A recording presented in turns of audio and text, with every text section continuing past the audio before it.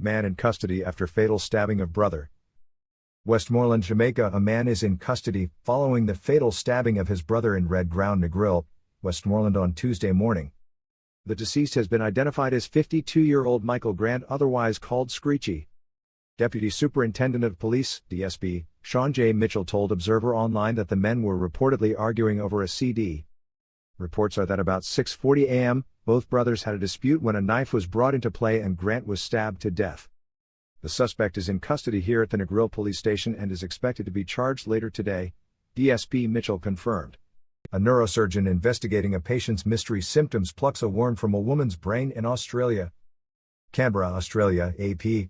A neurosurgeon investigating a woman's mystery symptoms in an Australian hospital says she plucked a wriggling worm from the patient's brain.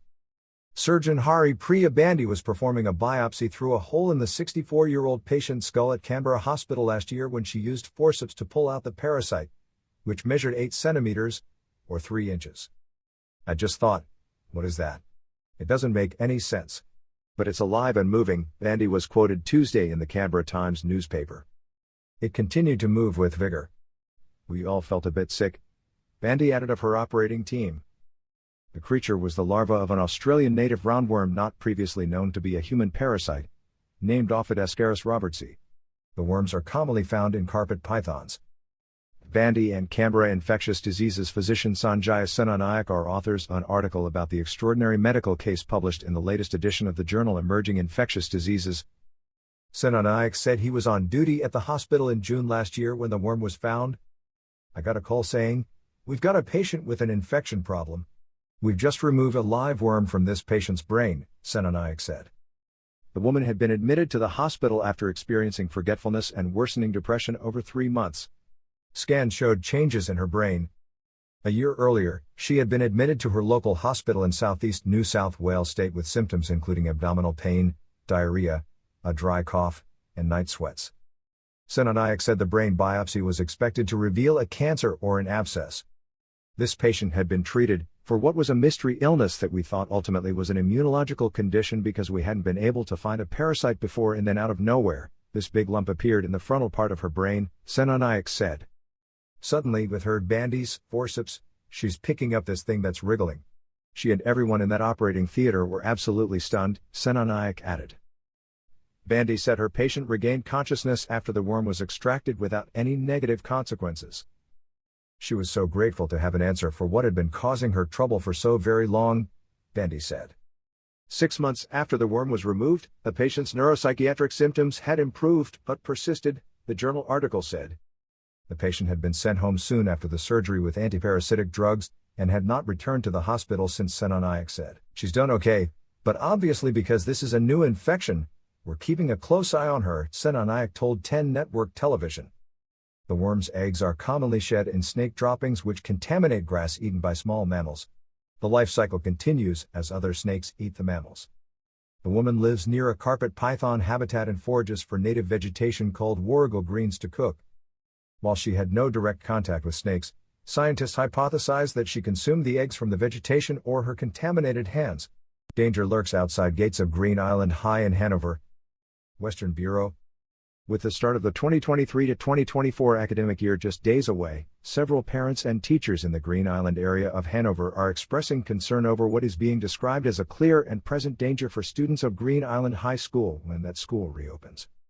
The concerns surround the parking of a number of motor vehicles along the roadway from the school's gate to about 100 meters along the main road.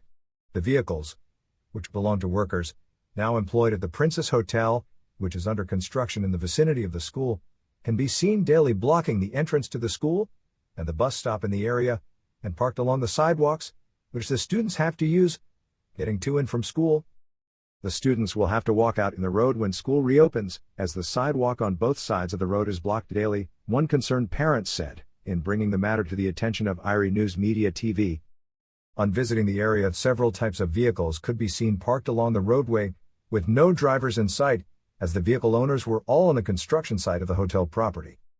Police Inspector Mervyn Hodges, who is in charge of the Green Island Police Station, which has responsibility for patrolling that area, told Irie News Media TV that he was also concerned about the situation, and has contacted the project manager at the Princess Hotel about the matter. The project manager, has promised to remedy the same by Monday today, so I expect to see some changes by Monday, Hodges stated. He argued that if the needed changes do not take place as promised by today, he will be having a dialogue with the Hanover Municipal Corporation, HMC, as it is the corporation that grants permits for the construction of the hotel. I see the challenge coming up during next week when the school, Green Island High, has its orientation, the police inspector stated. Meanwhile, Marvel Sewell, counselor for the Green Island Division in the HMC, told irie News Media TV that he too was very concerned about the situation, as what is happening along the roadway at present, with the parking of vehicles on the sidewalk on both sides of the road, cannot be allowed to continue. The present situation is courting danger. The children will have to walk out in the road, as the sidewalk area is all taken up by vehicles, and we all know the speed with which some vehicles drive along that roadway, even though it's a school zone, he stated. I've already reported it to the mayor and the chief executive officer of the HMC, and I have spoken to the deputy superintendent of roads and works in the corporation, for a letter to be written to the project manager at the hotel about the situation and the danger that it presents, Sewell argued. He added that it just cannot work that way. That situation should have been corrected from 2 weeks ago. Sewell explained that, as far as he was aware, the situation in which the workers parking their vehicles on the roadway has arisen because the hotel has changed the entrance gateway to the property. He said the vehicles were normally parked within the former gateway entrance. My suggestion is for the hotel to lease a piece of land adjoining their property, to turn it into a car park for its workers, Sewell noted. Mayor expresses concern. Lucy Mayor Sheridan Samuels pointed out that he was fully aware of the situation, and he too has great concern about what pertains now in that area.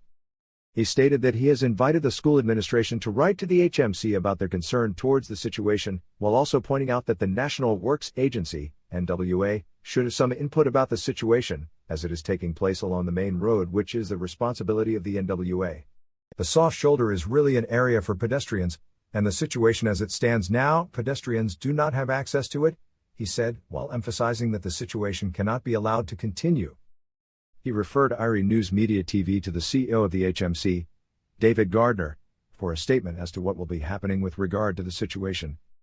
When contacted, Gardner was adamant that the situation could be easily remedied by the police, as the vehicles are being parked along the sidewalk, which is a no parking area. Parking, especially along the main road, is a police matter. It's not a corporation matter.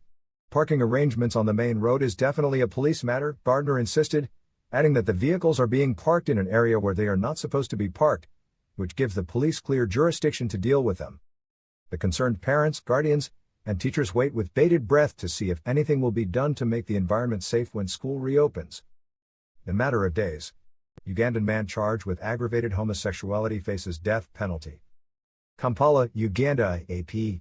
Ugandan authorities have charged a man with aggravated homosexuality, which carries a possible death penalty, in the first use of the charge since the enactment in May of an anti-gay law that has been condemned by critics as draconian.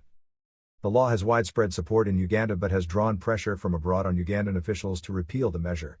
The World Bank earlier this month announced a decision not to consider new loans to Uganda because of the law, drawing an angry response from President Yoweri Museveni.